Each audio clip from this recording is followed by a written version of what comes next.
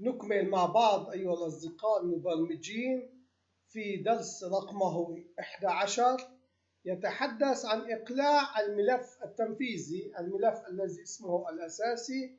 الآن سوف نطلب تشغيله لكي يبدأ بإظهار أول نموذج خاص بالبرنامج الذي يحتوي على الأزرار التحكم بالبرنامج.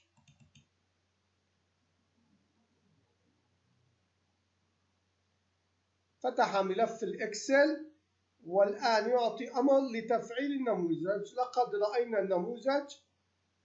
هذا النموذج يتابع أمور الأزرار الموجودة في البرنامج. لدينا المستعير الجديد، كتاب جديد، كشف المستعير، كشف الكتب.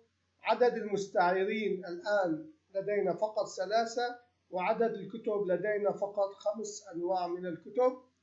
ويوجد زر لاستعارة الكتاب ويوجد زر لإرجاع الكتاب. الزر الأخير هو للحركة الذي يوضح دخول وخروج الكتب. الآن سوف نطلع مع بعض البرمجة الخاصة بإقلاع البرنامج والبرمجة الخاصة بكل زر من هذه الأزرار لأنها تفعل لنا نموذج آخر.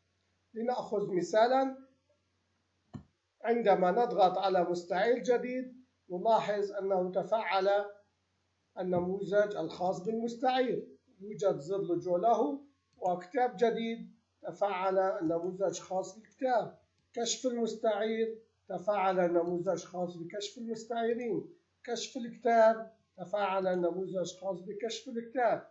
الاستعارة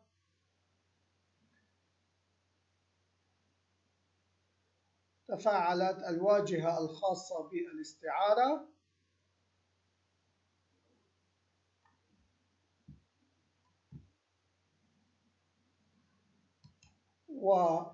وإرجاع الكتاب أيضا تتفعل الواجهة الخاصة بإرجاع الكتاب. أما الزر الأخير إنها مشابهة للإعارة. أما الزر الأخير فهو زر الحركة الذي يوضح عملية حركة الكتب وإعارتها. الآن سوف نطلع مع بعض على الأسطر البرمجية في النموذج الأول. طبعا النموذج الأول تم إقلاعه عن طريق كتابة هذا السطر البرمجي في الأوبن وورك بوك. تم تفعيل أننا نريد أن يظهر هذا النموذج عند إقلاع الإكسل. أما ما هو موجود في إقلاع هذا النموذج لننقل ونرى أنه لدينا عدة متغيرات. طبعا هنا نوقف حركة سطح المكتب، وفي آخر السطر نعيد حركة سطح المكتب. هذه الأربع متغيرات. المتغير الأول يأخذ امتداد الصورة الخاصة بالخلفية كما ذكرنا، والمتغير الثاني يأخذ الامتداد الخاص بأيقونة الخروج، وهنا يتم ربط صورة النموذج مع المتغير جيم لكي تأخذ الصورة بشكل كامل، وهنا يتم ربط الزر مع صورة الأيقونة. أما الخطوة الثانية وهي عملية أننا نريد أن نعرف عدد المستعيرين في هذه الأسطر وعدد الكتب في هذه الأسطر.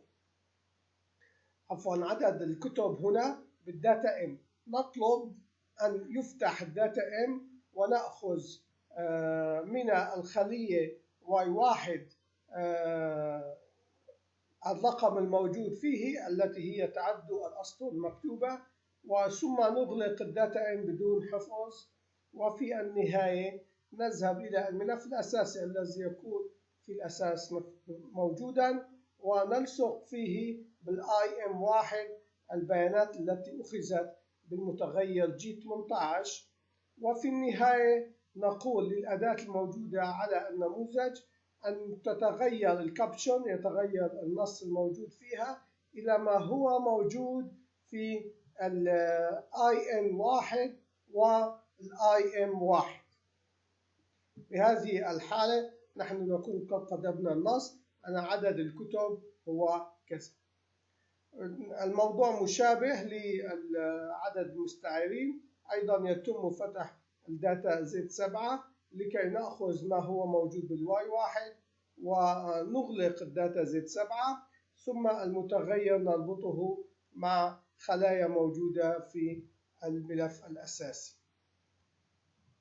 وفي نهاية البرمجة نلاحظ أن هذا الملف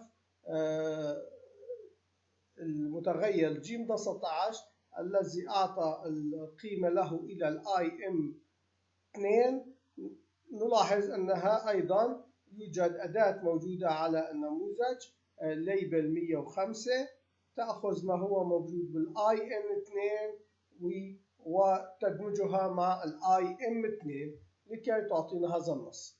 لنستعرض مع بعض أين هي IM IM. إنها موجودة هنا.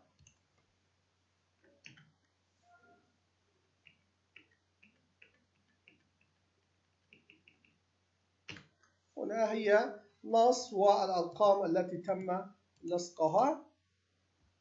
في هذه المراحل انتهينا من شرح إقلاع النموذج وربط عدد الكتب مع عدد المستعير.